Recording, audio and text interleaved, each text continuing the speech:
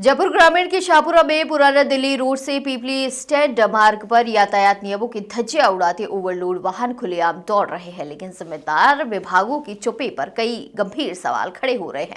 सवारियों से ठसाठस भरे इन वाहनों में भारी यात्री केवल सीटों तक सीमित नहीं है, बल्कि छतों पर बैठे और दरवाजों से लटक कर सफर करने को मजबूर है।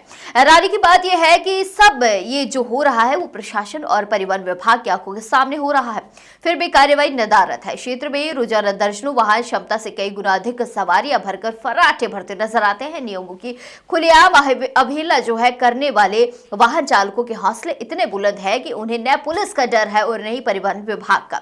देखिए, ऐसा प्रतीत होता है कि मानो केवल कानून कागजों तक ही सीमित रह गया हो और सड़कों पर मनमानी का राज हो। सबसे बड़ा सवाल तो ये है कि जब छतों पर बैठी सवारियां और दरवाजों से लटके यात्री साफ दिखाई दे रहे हैं, तो फिर जिम्मेदार अधिकारी आखिर किस बात का इंतजार कर रहे हैं? क्या किसी बड़े हादसे और निर्दोष लोगों की मौत के बाद ही प्रशासन की नींद खुलेगी?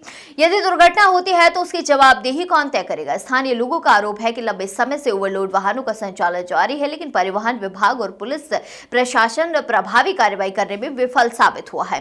ये लापरवाही सीधे सीधे लोगों की जान को खतरे में डाल रही है। यातायात सुरक्षा के दावे करने वाले विभागों की कार्यशैली पर भी अब सवाल उठने लगे हैं।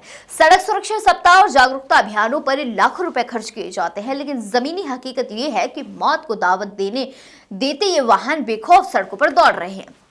क्षेत्रवासियों ने प्रशासन से मांग की है कि ओवरलोड वाहनों के खिलाफ विशेष अभियान चलाकर सख्त कार्रवाई की जाए, अन्यथा किसी दिन यही लापरवाही बड़े हादसे का कारण बन सकती है और तब जिम्मेदार विभागों के पास जवाब देने के लिए सिर्फ बहाने ही बचेंगे।